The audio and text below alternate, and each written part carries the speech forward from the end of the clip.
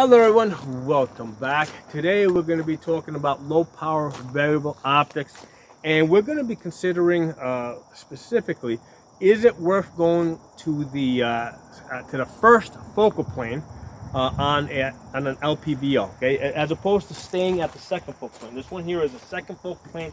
This one's a first focal plane. We're gonna go into the differences between the two in a minute. Okay, but the first thing I want us to consider is, what are we trying to do with an LPVO? Okay, what are we trying to get out of it? So with the LPVO, we want to have that ability to go all the way down to 1 power, right? So we can kind of use it like a red dot, but we also want to be able to magnify and see at distance. Okay, ideally we want to have because now if we're seeing at distance, we want to be obviously shooting at distance. So we want some way to both measure the distance to our target, and also to you want to have some type of a bullet drop compensator, or even if it's just a mil, some type of a mil reticle in there that you can use to hold over, right? So you want like points that you can hold over, whether it's dots or lines or whatever, because now we're shooting at distance. So that's what we're trying to get out of the LPVO. You can use it as a red dot, but you can also zoom out and gain some of the advantages that you get from a magnification scope. But here's the thing, and this is the thing I want you guys to really focus on. When we're chasing after the first focal plane, right, a lot of times we're comparing it, right, to scopes that go, let's say, from a 5 power all the way up to a 25 power, or from an 8 power all the way, let's say, out to a 30 power, okay? So here's the thing, right? If you have a scope that goes from 5 power to 25 power, and you're shooting, you're looking at a target, let's say at 300 yards or 400 yards or even 500 yards, okay? You probably don't want to be zoomed in all the way, right? Because if you zoom in all the way, all you can see is the target. You can't see anything around it. You can't see where your bullets are hitting if you're missing. You can't see the other targets. So on a scope that goes, let's say, from 5 up to 25, right? A lot of times in that 300 to 400 yard range, you want to dial back the magnification so that you can work, let's say, at a 12 power, right? Where you're still magnified, but you pulled it back so that you can, you get a wider field of view. Okay. So here's the thing with these LPVOs that typically go from a 1 power to an 8 power. Okay, your max magnification is pretty close to the low end of what those scopes come down to. Okay, so that's think about that for a second. Okay, so here's the thing: if I'm shooting at something, let's say, or at 200 yards, right? Am I going to want to dial back from an 8 power to a 6 power? No, I'm going to want to keep it at 8 power, right? It's not like the other guy who's, let's say, got the 5 to 25, and he needs to dial it back to maybe a 12 power, right, or whatever, 15 power, so that he has a wider field of view.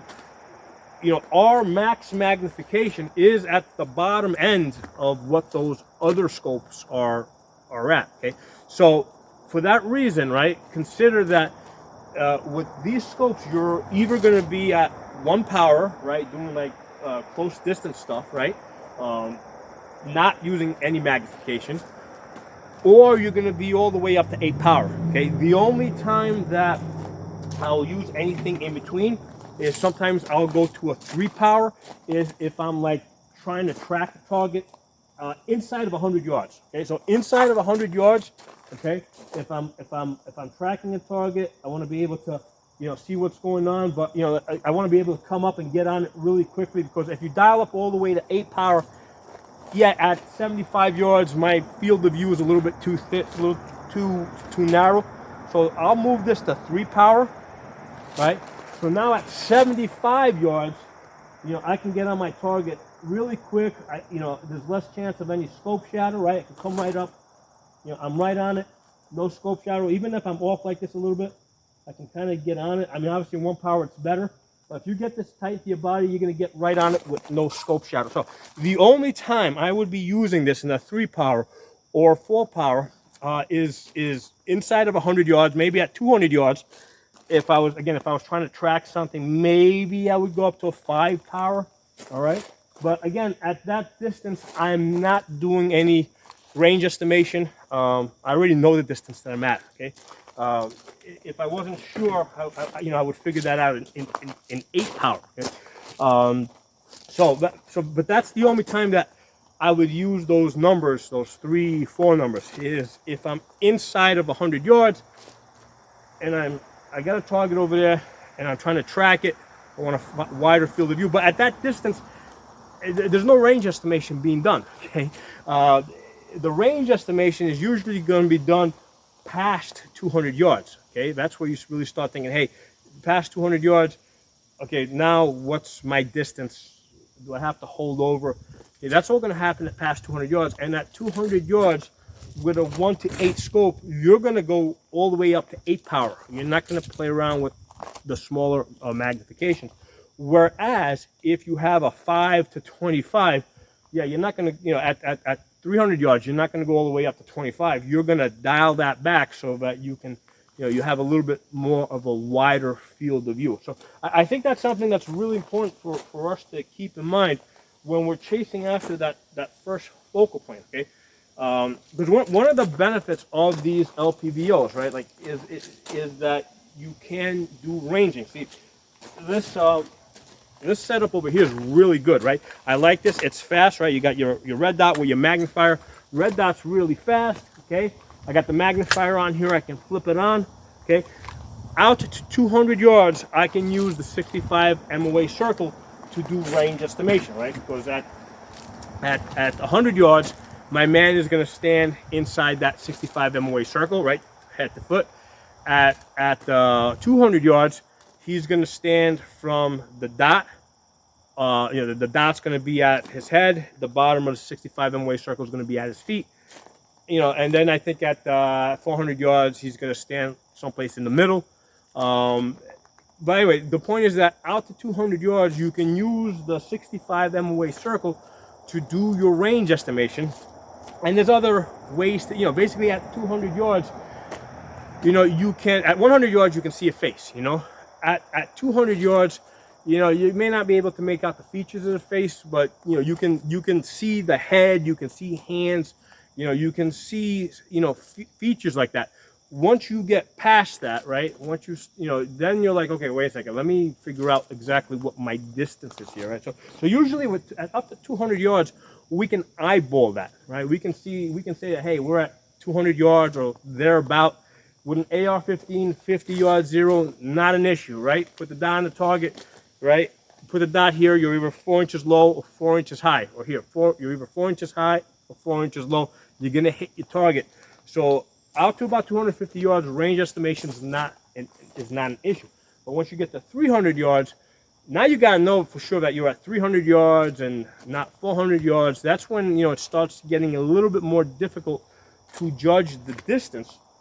And that's when I think the LPVO really starts outshining the red dot with the magnifier behind it, right? In that 300 yard to 600 yard range, okay? That's where it's like, okay, I would rather have that LPVO.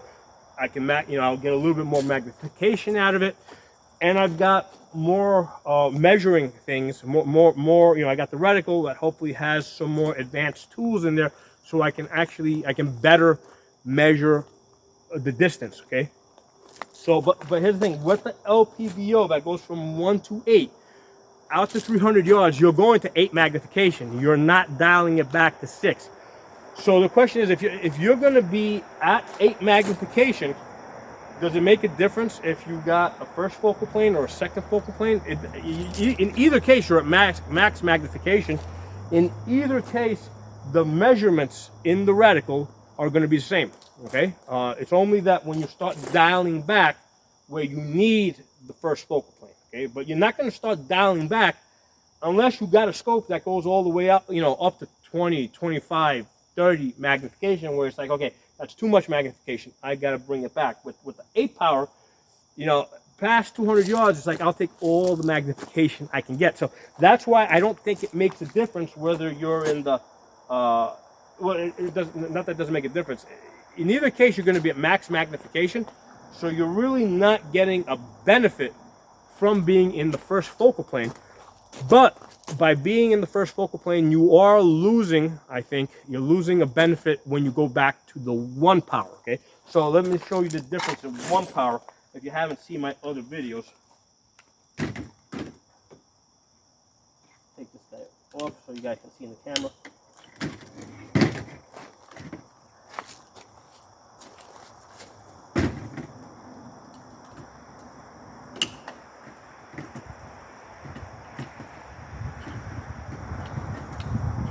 Okay, so as I already said, if you're past 200 yards, you're going to go to 8 magnification. You're not going to dial back to 6 or anything, okay? But when you're working inside of 100 yards or inside of 50 yards, you got to dial it back to 1, right? Okay, so you look in the, and then we're just using the etch reticle here, right? Right, there's my etch reticle, no illumination at this point. Okay, because sometimes with these LPVOs, they don't have auto shut off, and you know, it's very easy for those batteries to die out. So most of the time you're just going to be working with that etch reticle. Okay, so you see the size of that etch reticle there. Well, that's the second focal plane. Okay, that's the cheaper one. So now let's go to the first focal plane, which is generally the more expensive one. There's $100 difference. This scope here is $100 more. Wait, man, yeah, I'm in 1 power. There you go. There you go. Where's the reticle? Where's the reticle? Find the reticle. Oh, there's the reticle. Basically, I gotta go to the gravel over there so you can see it, because it's so tiny. And this one doesn't have any like German posts or anything around it to help you, to guide you to the center.